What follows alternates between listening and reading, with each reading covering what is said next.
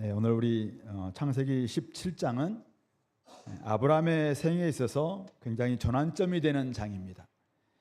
우리 16장 16절 마지막 절에 하갈이 아브라함에게 이스마엘을 낳았을 때 아브라함이 86세였더라.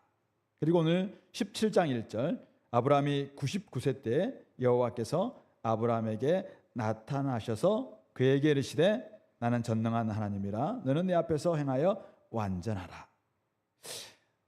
13년 동안 하나님은 침묵하셨습니다. 아브라함이 99세가 되어서야 비로소 여호와께서 아브라함에게 나타나셨습니다.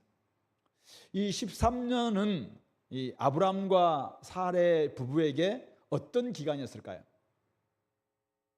나름대로 뭐 함께 제단을 쌓기도 하고 예배를 드리기도 하고 뭐 이렇게 했겠죠. 그런데 이 13년 동안 하나님이 나타나셔서 말씀하지 않는 이 기간, 어떤 기간이었을까? 16장에서 아브라함은 10년 동안 기다려도 아이가 없으니까 애굽의 여종 하갈을 통해서 아들을 낳았어요. 이제 막 학대하고 이래서 집 나갔고 하나님께서 들으셔서 또 그를 고통을 보살펴 줘서 다시 돌아와서 순복하며 지냅니다. 그래서 아들을 낳았던 때가 86세다 그렇게 이야기했습니다. 그러면은 사례는 이 13년 동안 하나님의 약속은 있었지만은 13년 동안 아무런 일이 없어요. 자식을 낳을 수 있다는 희망을 완전히 상실할 수 있는 그런 기간이 아니었을까요? 약속이 갈대아 우르에서부터 출발했다면은 어쨌든 지금 24년 동안 아무런 소식이 없고 하나님은 약속했지만은 약속은 계속 요원하니까 사례 입장에서는 나는 여자로서 끝났구나, 희망을 다 상실했을 그런 기간입니다. 아브람 역시 사례를 통해서 자손을 얻는 길을 포기하고 하나님이 그래도 하갈에게 찾아가 주셔서 너의 고통을 내가 들었다. 그래서 하나님이 들으심이라는 이름에 이스마엘이라는 이름도 그래도 짓지 않았습니까? 그러니까 아브라함에게도 하나님은 이제 이렇게 자손이지만 하나님께서 해주시는 거 아닐까? 이스마엘에게 훨씬 더 집중했을 기간이 아닐까요? 이렇게 된 이상 이스마엘을 통해서라도 하나님의 약속을 이루시면 되지 않을까? 원래 플랜 A가 있지만은 이게 내가 일을 저질러서 플랜 B가 없다 할지라도 플랜 B로 하나님께서 하시면 되지 이렇게 생각할 수 있는 그런 기간이 아니었을까 생각합니다. 그런데 바로 아브라함이 99세 때 여호와께서 그에게 나타나셔서 13년 동안의 침묵을 깨고 이렇게 말씀하고 있습니다. 나는 전능한 하나님이다. 엘샤다이, 전능하신 하나님, 자기를 소개합니다. 그리고는 너는 내 앞에서 행하여 완전하라. 내가 내 언약을 나와 너 사이에 세워서 너로 심히 번성하게 하리라. 15장에서 세웠던 그 언약을 내 언약이다라고 명확하게 이야기하시면서 내가 너로 심히 번성하게 하리라. 다시 한번 재차 약속을 주고 있습니다. 플랜 B 아니라는 거예요. 내가 여전히 너를 통해서 너로 심히 번성하게 할 것이다. 이렇게 말씀하면서 내가 누군가? 나는 전능한 하나님이다. 창세기에서 이제 처음으로 나오는 전능한 하나님입니다. 그 앞에는 야훼 하나님, 또 엘로힘, 그냥 하나님이라고 했을 때는 엘로힘, 또 여호와 할 때는 야훼 하나님이셨습니다. 그런데 이제는 전능한 하나님입니다. 모든 것을 할 수 있는, 인간의 모든 능력을 초월하시는 전능하신 하나님, Almighty, 그런 전능하신 하나님으로 나타나고 있는 것입니다. 아브라함은 하나님을 신뢰하지 못했지만 사실은 생각해 보면 하나님도 참 아브라함에게 너무하신다 할 정도의 그런 생각할 수 있는 그런 기간입니다. 그래서 자신의 방법으로 자손을 얻었고 또 그렇게 얻은 이스마엘을 하나님께서 들어주셨기 때문에 이스마엘에게 집중하려 했던 것이죠. 이쯤 되면은 하나님께서도 아브라함을 포기하거나 아니면은 그래 원래 내가 네 아내를 통해서 자식을 얻으려고 했지만은 이미 이렇게 된 이상 그래 그 아들 내가 바꾸지 뭐 마음을 바꿀게 이렇게 갈 수도 있잖아요. 다른 방식 다른 길 생각할 수도 있잖아요. 자 그런데 하나님은 전능하신 하나님은 아브라함과 사례를 포기하지 않고 있는 것입니다. 오늘 그것이 우리 17장의 내용입니다. 오히려 아브라함에게 이야기합니다. 나는 전능한 하나님이다. 그러므로 너는 내 앞에서 행하여 완전하라 이렇게 요구하고 있습니다. 전능하신 하나님 앞에서 행하여 완전하라는 말이 무슨 말인가? 인간은 완벽한 존재가 아닙니다. 우리는 완전한 존재일 수 없습니다. 근데 하나님의 언약, 하나님께서 이 언약을 주도해 가실 테니까 너는 하나님을 신뢰하고 전적으로 신뢰하고 따르라. 그것을 요청하고 있는 것 같습니다. 그러면서 세 가지 오늘 이 본문을 통해서 세 가지를 지금 그들에게 주시는데 첫 번째는 이름을 바꾸는 겁니다. 아브라함의 이름을 아브라함으로 바꾸고 사레의 이름을 사라로 바꾸면서 새로운 정체성, 새로운 이름을 부여하시는 것이죠. 이것이 의미가 무엇일지 한번 생각해 봅시다. 두 번째는 19절부터 14절까지에서는 할례를 받아라. 너의 집안에 있는 모든 남자들은 할례를 받으라. 그렇게 이야기합니다. 그래서 언약의 표징으로서 할례를 받으라. 그것이 오늘 우리에게 의미하는 바는 뭔지 한번 생각해 봅시다.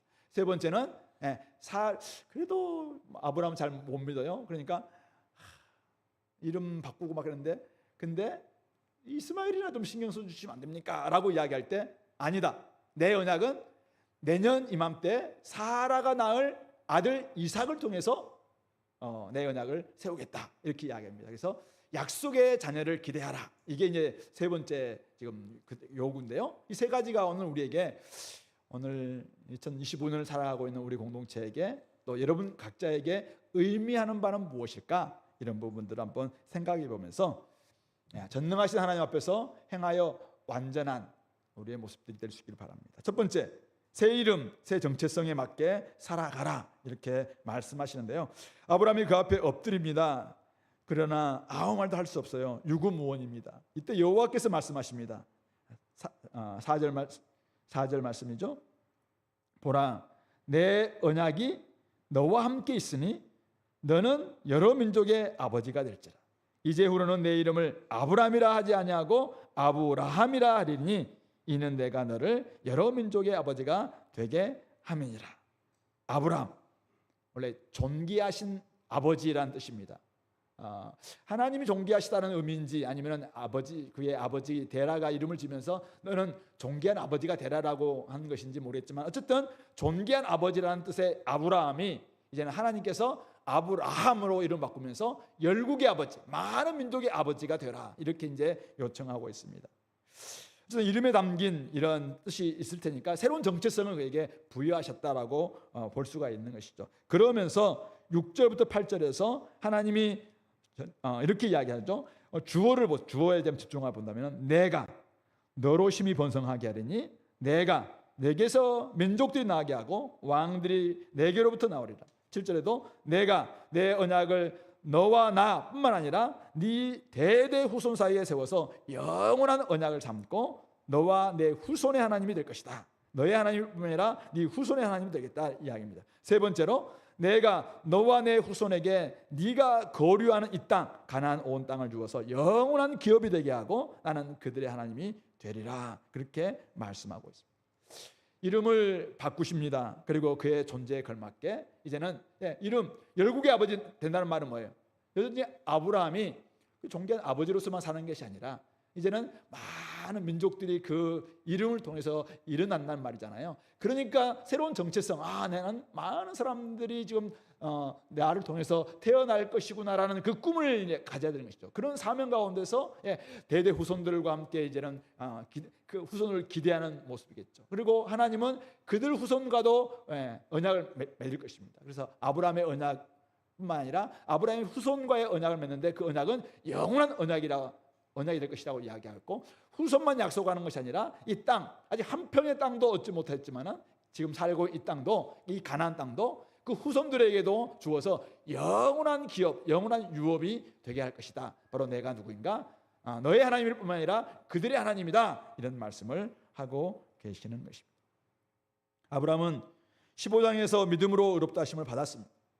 16장에서 하나님의 약속을 믿지 못해서 하갈을 통해 이스마엘을 낳았죠. 그런데 전능하신 하나님, 이 엘샤다이의 하나님은 아브라함에게 이제 아브라함을 포기하지 않으시고 그에게 찾아오셔서 그에게 새로운 인식을, 믿음을 갖기를 원합니다. 네가 하는 일이 아니라 내가 할 것이다. 내가 하겠다. 내 언약이다. 네가 사실 우리 쪼갠 짐승 사이에 네가 지나갔냐? 아니, 내가 지나갔다. 내 언약이다. 내가 지킬 것이다라고 이야기합니다. 내가 누구냐? 나는 전능한 하나님이다. 나는 엘샤다이다. 내가 하겠다. 따라서 너는 나를 믿고 따라오면 된다. 이게 바로 지금 그에게 요구하고 있는 완전함이라는 것입니다. 하나님께서 행하실 것입니다. 영원한 언약이 될 것입니다. 자녀가 태어날 것입니다. 그리고 땅도 기업으로 받게 될 것입니다. 그러므로 아브라함은 더 이상 아버지가 지어준 이름 아브람에 머물러 있으면 안 됩니다. 자기의 소망, 자기의 나름대로의 꿈, 자기의 정체성, 거기에 머물러 있으면 안 됩니다. 이제는 아브라함이라는 그 정체성, 그 이제는 새로운 신분, 새로운 존재, 그것을 생각하면서 살아내야 된다라고 이야기하고 있습니다. 그 일은 자기가 대단한 존재가 되는 게 아니라 전능하신 하나님, 엘샤다이 하나님께서 그것을 이끄실 것이다, 그렇게 말씀하고 있는 것입니다. 그러므로 언약 당사자인 이 아브라함은 열국의 아버지로서 이제 하나님을 믿고 내가 많은 민족의 아버지가 되는 거구나. 내 지금은 한 명도 없지만은 앞으로 있게 될 것이다. 이 꿈을 가지고 계속 살아내는 것입니다. 성도 여러분, 오늘 저와 여러분에게 주시는 새 정체성이 있습니다. 하나님은 저와 여러분들을 옛날에는 연약했고 악했습니다. 악하고 약한 우리를 하나님께서는 사랑해 주셔서 우리를 하나님의 자녀로 삼아 주셨습니다. 하나님의 언약 백성 삼아 주셨습니다. 우리에게는 성도라는 이 이름을 주셨습니다. 거룩한 무리, 거룩한 사람이라는 이름을 주셨습니다. 새로운 정체성에 맞는 그런 삶을 살도록 해주신 것이죠. 실패와 실수가 그동안 있다 할지라도 이제 우리를 포기하지 않고 하나님은 여전히 우리를 찾아와 주셔서 언약을 맺어주시고 또 이름도 바꿔주시고 또 말씀해 주시는 것입니다. 이스라엘은 실패했지만은 우리에게 새 이스라엘은 새로운 또 직분을 허락해 주시면서 너희는 택하신 족속이요 왕 같은 제사장이요 거룩한 나라요 그의 소유된 백성이니 어두운 가운데서 그의 기이한 빛에 들어가게 하신 분의 아름다운 덕을 선전하려고 우리에게 사명도 주시고 계시는 것이죠. 그런 점에서 우리는 어떻게 해야 될 것인가?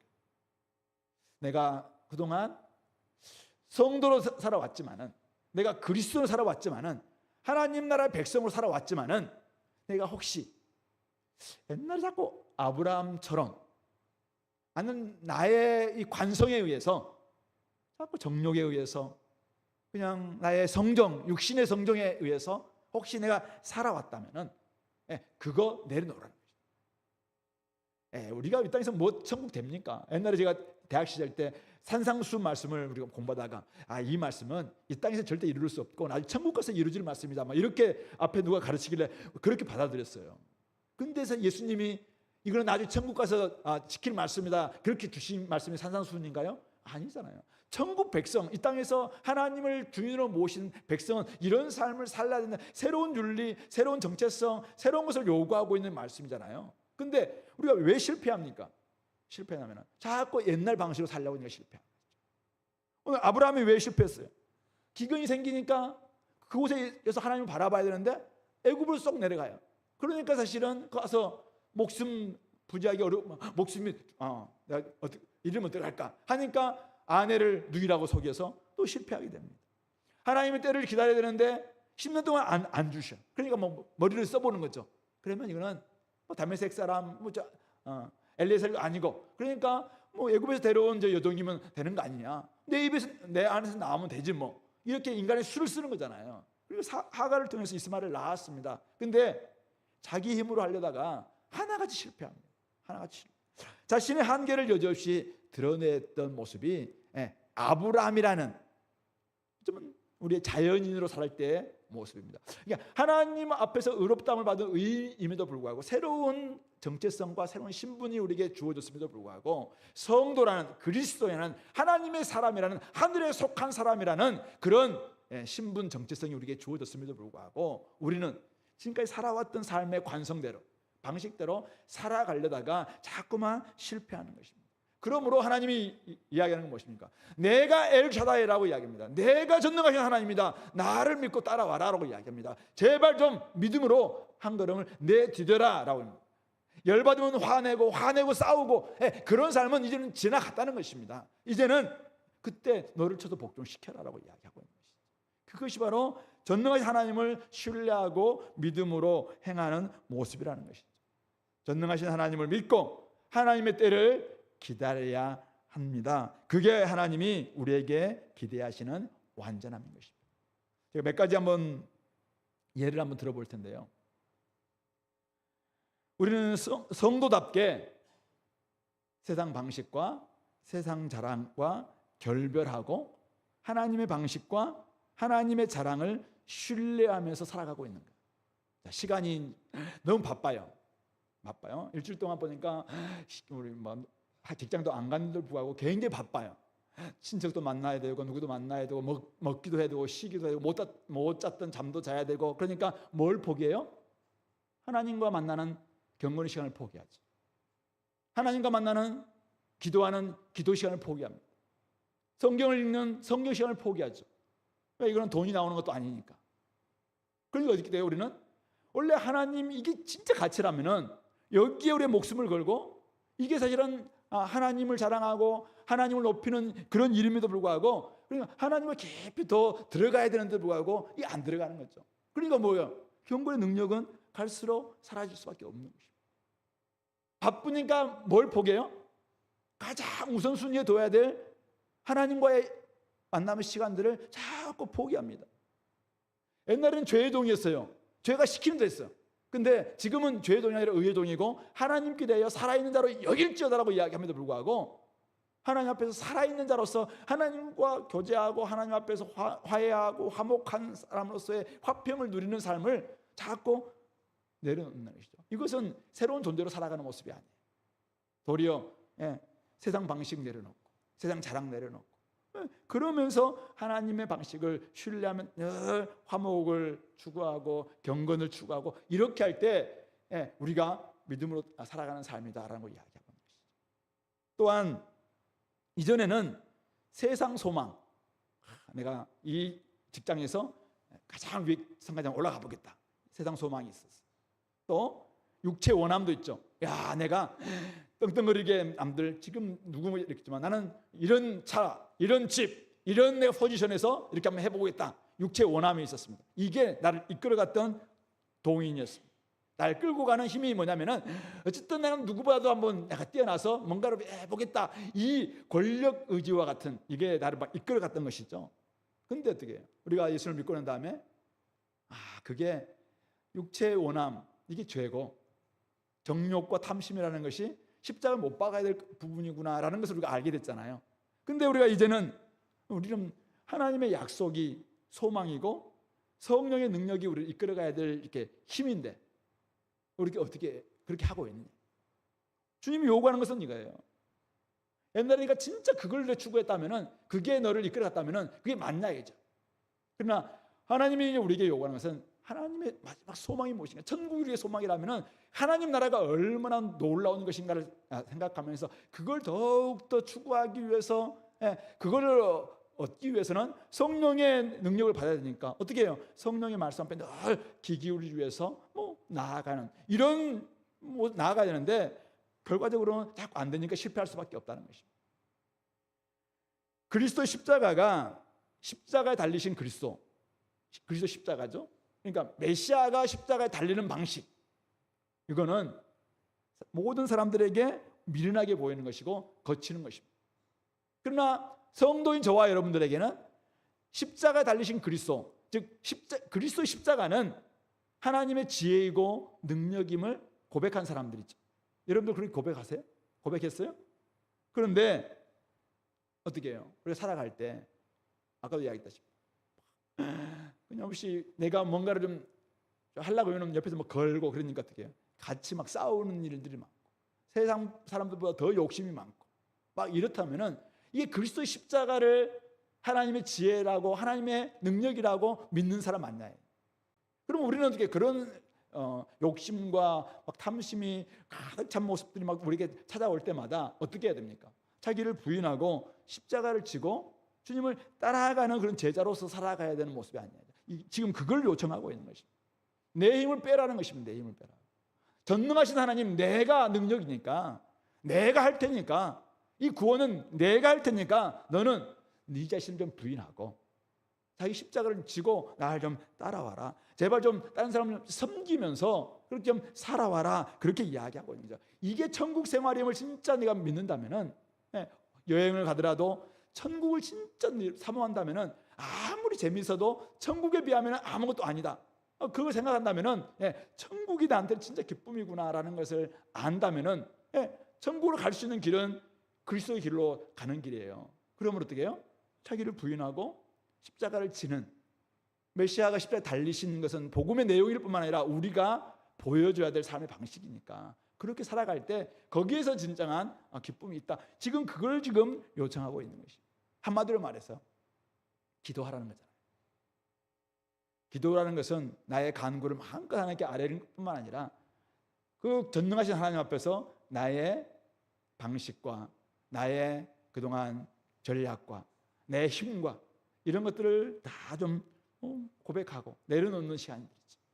새로운 정체성에 맞는 그런 사람들은 하늘에 계신 우리 아버지 앞에서 좀 무장해지도 하고, 가장 무력한 모습이지만은 하나님 앞에 무릎을 꿇는 거예요.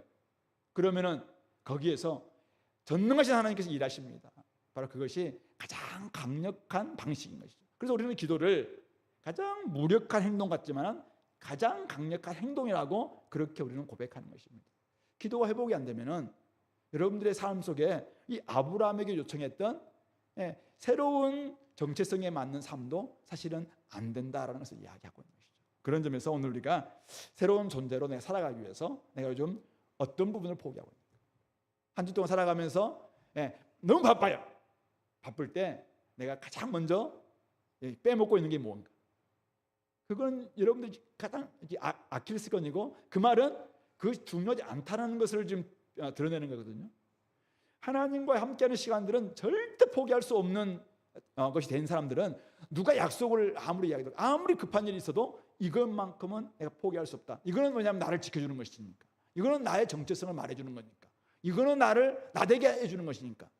그러니까 한 주 동안 바빠도 예배를 우리가 사모하는 것은 뭐냐면 우리는 예배하는 것이 우리에게 가장 귀한 일이고, 이것이 나의 정체성을 가장 말해주는 것이고, 이것이 전능하신 하나님을 만나는 나의 마땅한 바다라고 고백하기 때문에 예배를 드리는 거잖아요. 그런 것처럼 여러분들의 개인 속에서도 이룰 수 있어야 된다.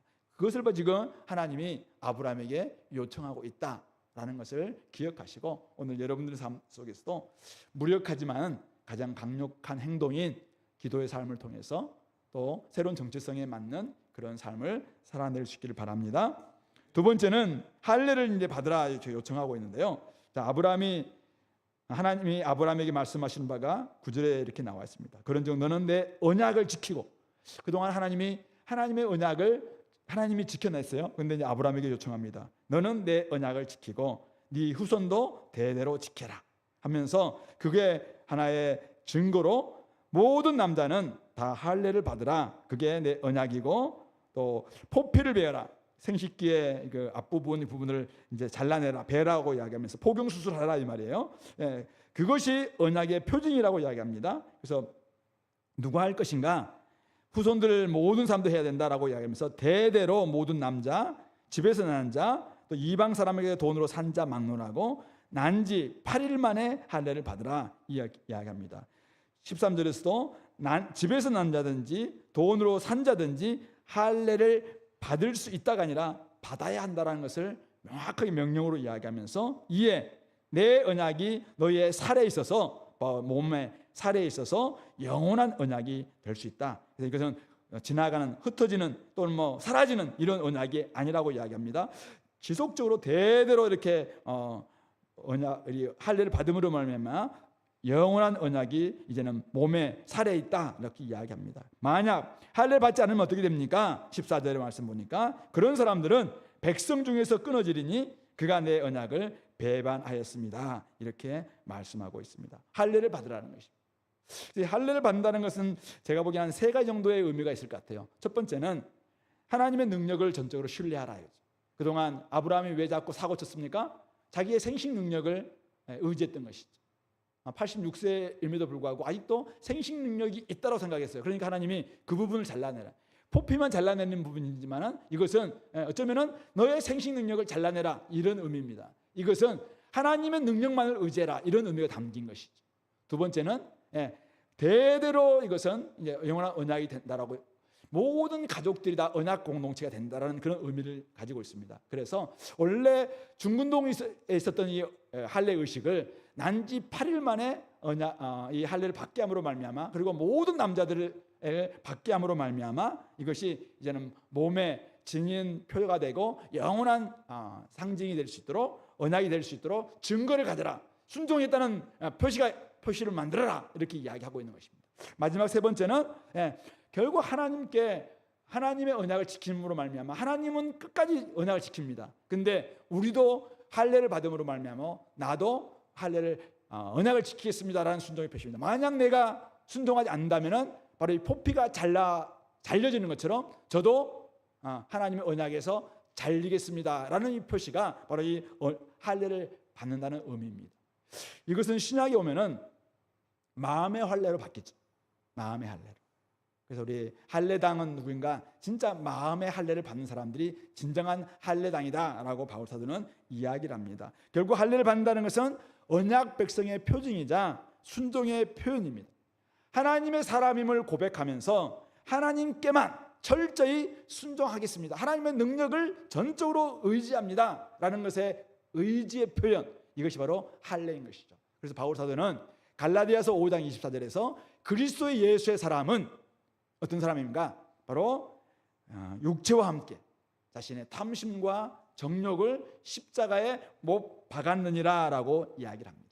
골로새서 2장 11절 말씀, 빌립보서 3장 3절에서도 인간이 의지했던 이 본성, 욕심, 이것을 벗어버리는 것을 바로 할례를 받는 것이다 라고까지 말씀하고 있는 것이죠. 그런 점에서 오늘 우리가 자신이 의지하면서 하나님께 불순종했던 어떤 행위나 습관, 이런 것들을 버리는 것입니다. 하나님의 뜻과는 상관없이 내가 맞다고 생각하면서 불의를 저질렀던 이런 삶을 거절하는 것입니다. 하나님을 믿는다고 하면서도 나의 행동 속에서 늘 불신의 행동을 저질렀던, 태도를 보였던 이런 불신적인 태도, 습관, 행동을 잘라내는 것, 바로 이것이 할례 받는다, 그런 의미인 것이죠. 그런 점에서 적용해 본다면 여러분들은 지금 믿음으로 구원받고 난 다음에 하나님께서 우리에게 할례를 받으라, 세례를 받으라, 세례 받았어요. 근데 세례 받고 난 다음에 그리스도와 연합해서 내 자신을 죽인다라고 이야기하잖아요. 나는 죽었고 그리스도와 함께 사는 존재가 되었는데, 여러분들은 얼마나 여러분들의 육신, 죄된 본성을 벗어버리고 마음의 할례를 받고 살아가고 있는지 한번 돌아봤으면 좋겠습니다. 전능하신 하나님이 그리스도 안에서 행하신 그 일, 바로 로마서 3장 21절에 나와 있는 하나님의 한 의, 예수님이 십자가에 죽으시면서 우리의 모든 죄와 우리의 모든 욕심과 우리의 모든 죄의 권세, 죄의 이 나쁜 오염, 죄의 그 능력, 그런 모든 것까지 다 제거해 주셨다는 것을 우리가 믿고 온전히 따라가고 있는지 한번 돌아봤으면 좋겠습니다. 여러분들은 한 주 동안, 지난 우리 추석 연휴 동안 여러분들은 얼마나 할례 받은 자답게, 마음의 할례 받은 자답게, 특별히 하나님 앞에서 세례 받은 자답게 세상 욕심 다 버리고 죄의 종이 아니라 의의 종으로 살았는지 한번 자신을 한번 돌아봤으면 좋겠습니다. 무엇보다도 여러분들에게는 마음에 할례 받은 증거가 있나요? 오늘 몸에 할례 받은 증거를 가짐으로 말미암아 대대로 이것이 영원한 언약이 된다고 이야기했는데, 오늘날 우리 주님은 몸의 그 흔적을 요구하지는 않습니다. 근데 여러분들 진짜 여러분들 삶 가운데서 그리스도께 헌신했던 증거가 있나요? 결정적으로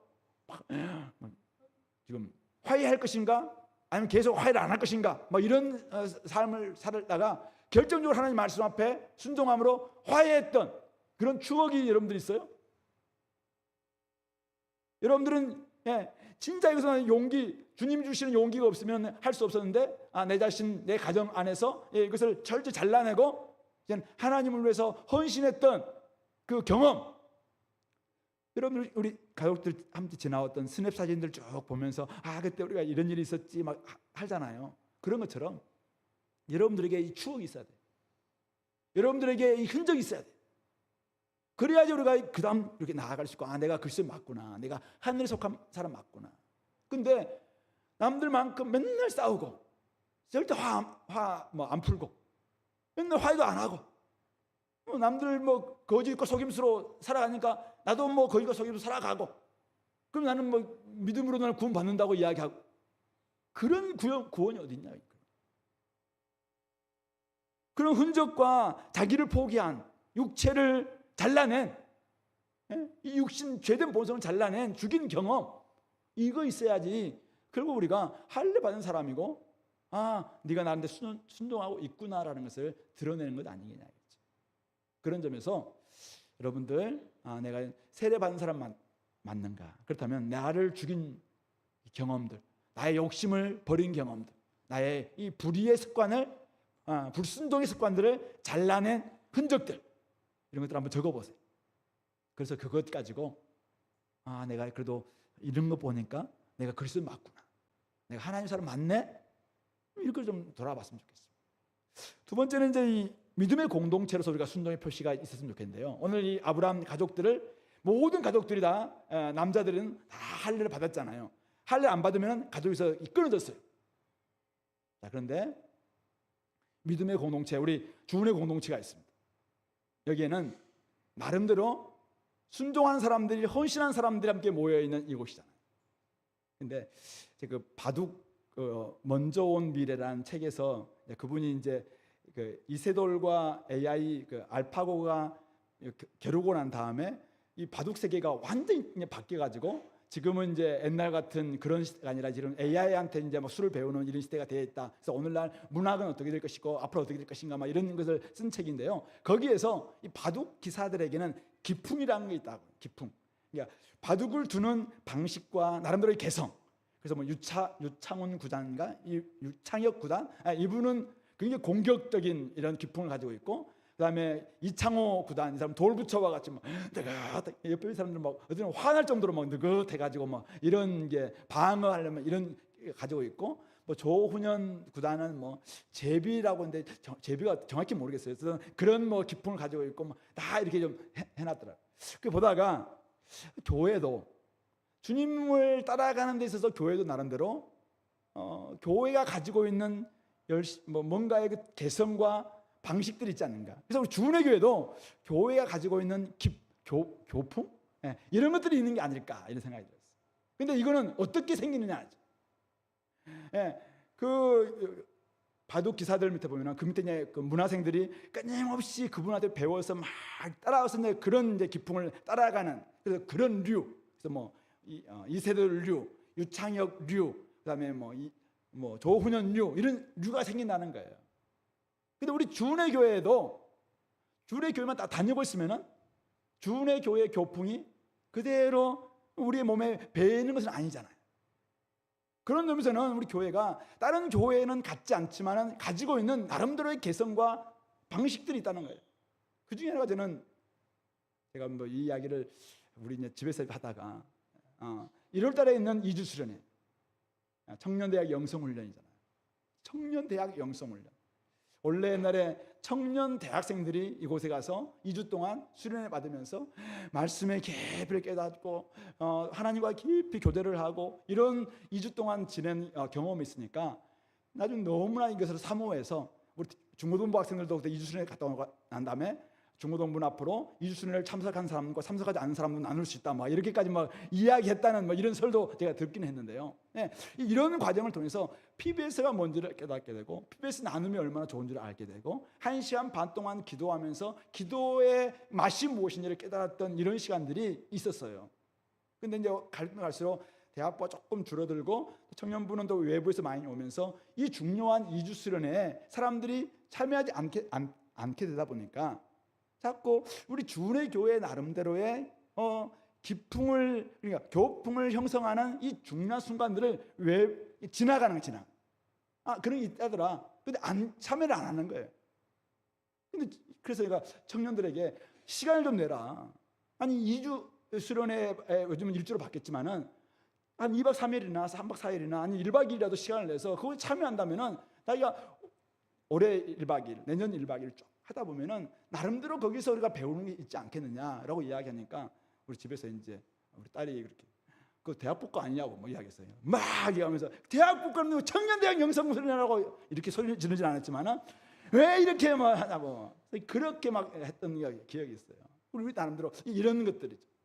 우리가 함께 고생하면서 14주 동안, 옛날에 14주 몇 개월 동안 막 하기도 했잖아요.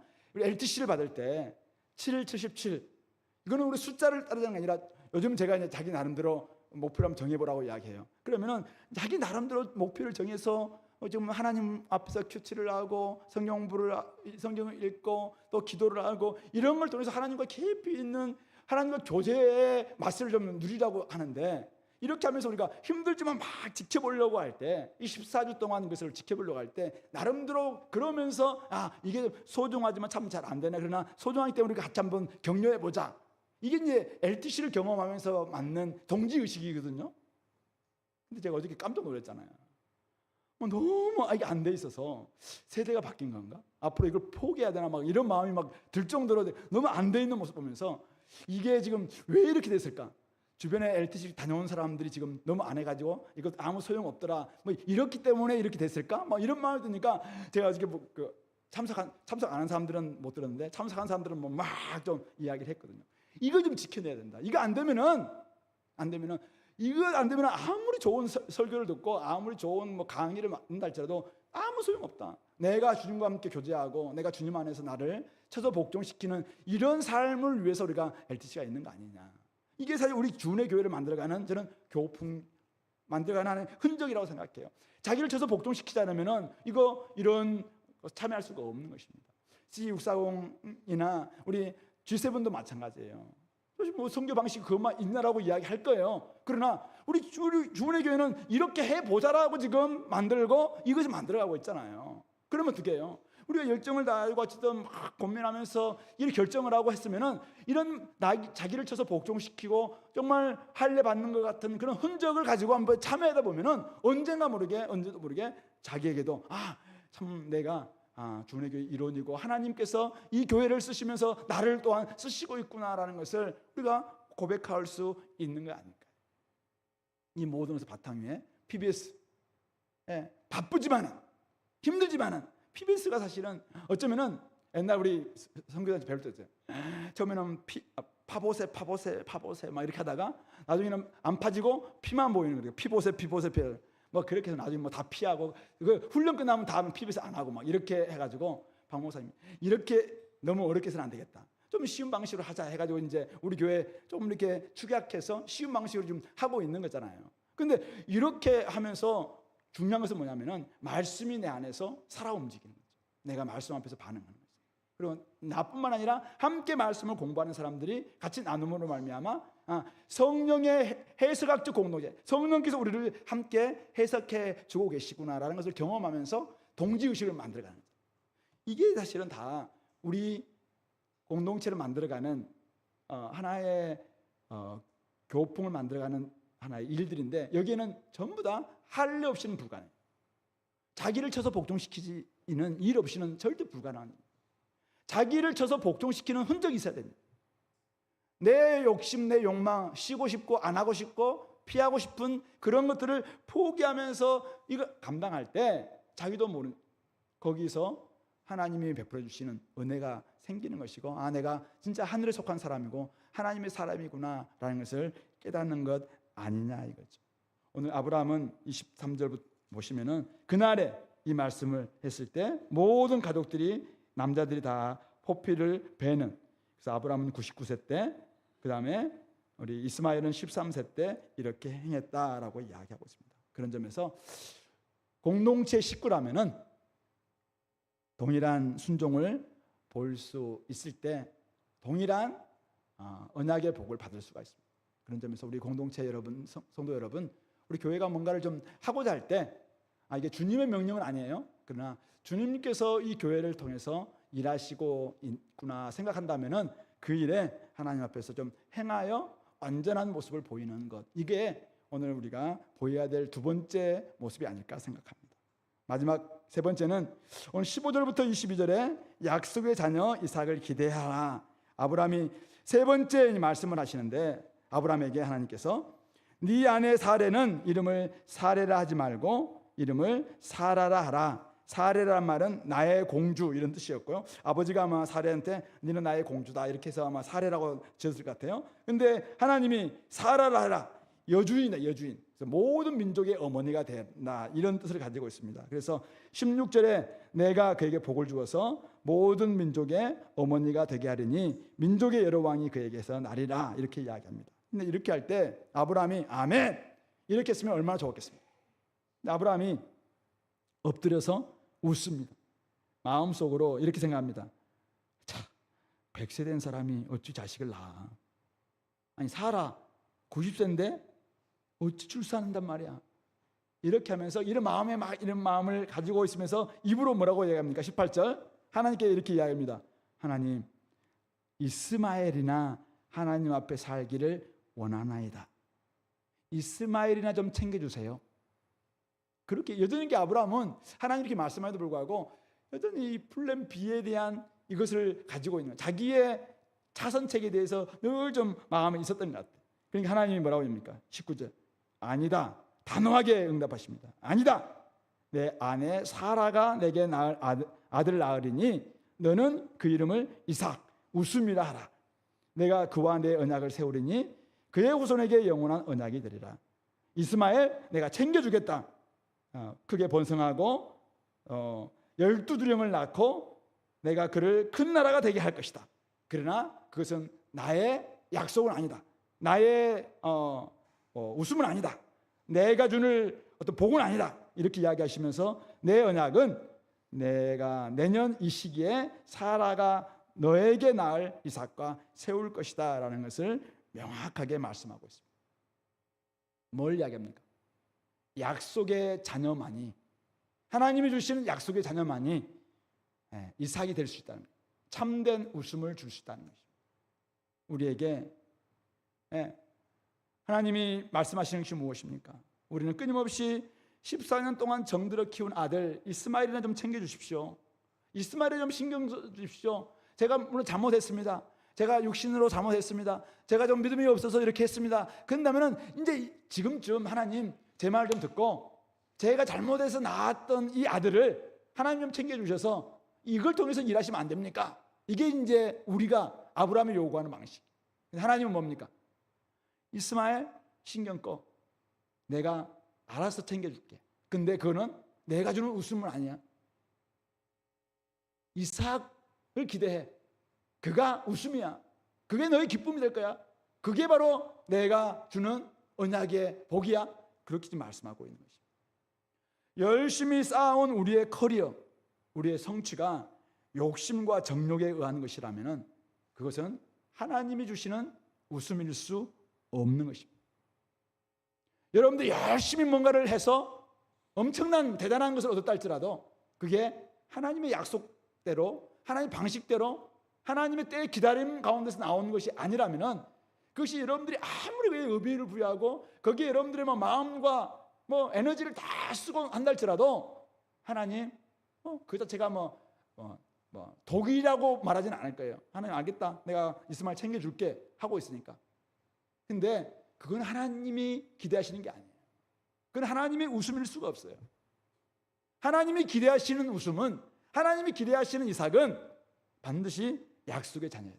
순종 이후에 얻게 될 자녀, 그 자녀 이삭을 기대하라, 그렇게 말씀하고 있는 것이, 그것이 전능하신 하나님 앞에서 완전하라라는 뜻인 것입니다. 성도 여러분, 하나님이 우리에게 요구하는 완전함은 아까 우리 찬양했던 것처럼 하나님의 방식과 하나님의 때와 하나님의 뜻에 의한 것이어야 합니다. 자꾸만 우리가 나름대로 믿고 살아가고 있지만은 믿음의 방식이 아니라 자꾸 세상 방식, 나의 성정, 나의 욕심, 나의 정욕, 이거 막 투영하면서 만들어 놓은 그것을, 그래도 사람들이 막 부러워하니까 이게 저의 웃음이라고 자꾸 만족하려고 하는 이 짝퉁 웃음, 이거 버리라는 것입니다. 하나님 우리에게 주시는 평안, 하나님 우리에게 주시는 기쁨, 하나님 우리에게 주시는 웃음은 약속에 의한 것이지, 하나님 방식과 하나님의 때와 하나님의 뜻에 의한 것이지, 자기들의 의욕, 자신들의 열정, 자신들의 세상의 욕망, 권력 의지, 이거 막 투영해서 만들어 놓은 그것이 비록 잘 됐다 할지라도 그것은 결코 우리에게 진정한 웃음일 수 없다라고 이야기하고 있는 것입니다. 6만 전자가 9만 전자가 되어서 굉장히 기뻐하시는 분들 있죠. 그럼 혹시 여러분들이 순종 이후에 여러분들이 얻은 웃음이라면 마음껏 기뻐도 괜찮습니다. 그러나 혹시 헌신과 순종 대신, 하나님 앞에 헌신하고 순종하는 것 대신 오직 거기에만 몰빵하고 거기에만 막 온갖 자기의 것을 다 쓴 결과라면은 그것이 과연 하나님 주신 웃음일 수 있을까라는 것입니다. 요즘 막 너무 잘 되는 곳이 많다잖아요. 어떤 것 코인, 어떤 비트코인, 이거는 지금 2억 됐다, 얼마나 마음이 막 거기에 이미 몰빵해가지고 막 하는 사람들은 나의 웃음이다, 나의 기쁨이다 이야기하고 있죠. 근데 하나님 보시기에는 그것은 이스마엘에 불과한 거예요. 천국에서는 어쩌면은 짝퉁 웃음에 불과한, 아무도 아닐 수도 있어요. 하루아침에 사실은 나중에 종이 쪼그리 될 수도 있어요. 그런 점에서 오늘 우리는 정도로 살아가는 거죠. 하나님의 방식대로, 하나님의 때를 기다리고 하나님의 뜻을 찾고, 쉽진 않아요. 그러나 부단히 애쓰는 이런 것을 볼 때 진짜 하나님께서 우리에게 주시는 웃음, 기쁨, 평안, 만족, 이것이 줄 것이다. 그래서 하나님은 지금 그걸 기대하라고 이야기하고 있어요. 내가 내 때를 기다리고 믿음으로 완전하게 나아간다면 진짜 너에게 웃음을 줄 것이다. 자꾸 우리는 웃으면서 속으로만 좀 우리 아닌 이게 코웃음 비슷한 것을 자꾸 웃는 경향이 있잖아요. 그게 된다고요? 근데 한번 해보십시오. 전능하신 하나님께서 여러분들 삶 가운데서 짝퉁 웃음이 아니라 진짜 웃음 주시고, 하나님 앞에서 나아가기만 한다면, 하나님 뜻대로 한번 행하신다면 하나님께서 여러분들에게 진짜 그 웃음 줄 것입니다. 저도 사실 그런 마음이 있어요. 차라리 내가 지금까지 이렇게 해왔던 삶의 방식들이 순전히 믿음으로만 살아온 방식이 아니기 때문에 때로는 실수로 실패로 이스마엘을 낳은 결과가 있잖아요. 그러니까 하나님 앞에 늘 기도하는 때 이런 기도가 될 때 있어요. 하나님, 이스마엘 좀 신경 써주세요. 이렇게 기도할 때가 있어요. 근데 하나님은 우리에게 기대하는 게 뭐냐면은 그 정도가 아닌 것 같아요. 야, 이스마엘, 알겠어. 내가 신경 쓸게. 근데 내가 너에게 주고자 하는 것은 이스마엘이 잘 되는 거, 그거 내가 원하는 게 아니야. 내가 너에게 주는 것은 이삭이야, 이삭을 기대해. 이삭을 기대해라. 내년 이맘때 네 아내를 통해서 인간적으로는 불가능하다고 생각하는 그런 방식이지만 거기에서 나오게 될 이삭을 기대해라. 그럴 때 너는 진짜 웃음을 웃게 될 거야. 그렇게 말씀하시는 것 같습니다. 그런 점에서 오늘 우리의 정체성이 하나님 나라의 백성이고 하나님의 자녀고 성도라면은 좀 성도에 걸맞게 이 땅에서 좀 성도의 방식, 그리스도의 방식, 하나님의 때, 하나님의 뜻, 이것을 좀 기다릴 수 있는 그런 여러분들이 됐으면 좋겠습니다. 13년 동안 여러분들이 열심히 힘들어 했던 그거 하나님이 말씀하지 않았어요? 하나님이 허락하지 않은 부분인데 불구하고 13년 동안 하나님의 침묵 가운데 열심히 여러분들 그냥 불신이지만은 또 불신앙이지만은 나름대로 막 애쓰면서 만들었던 그것을 통해서 하나님께서 놀라운 일을 할 것이라고 기대하지 마십시오. 그것은 내려놓으십시오. 도리어 이제 말씀하시는 대로 내년 이맘때 하나님께서 하실 것이다. 엘샤다이 나를 믿고 나아가라. 그렇게 한다면은 우리가 진짜 그때 하나님 주시는 참된 웃음을 맛보게 될 것을 믿고 나아갔으면 좋겠습니다. 같이 한번 우리 말씀을 생각하면서 기도합시다. 하나님 아버지, 오늘 우리의 이름을 바꿔주시고 또 순종의 표를 요구하시고 또 약속의 자녀를 기대하시는 하나님의 이 말씀을 오늘 우리가 받았습니다. 전능하신 하나님께서 앞에서 행하실 텐데 우리도 주님 뒤따라가며 믿음으로 따라가는 저희들 되게 해달라고 같이 한 목소리로 기도하겠습니다.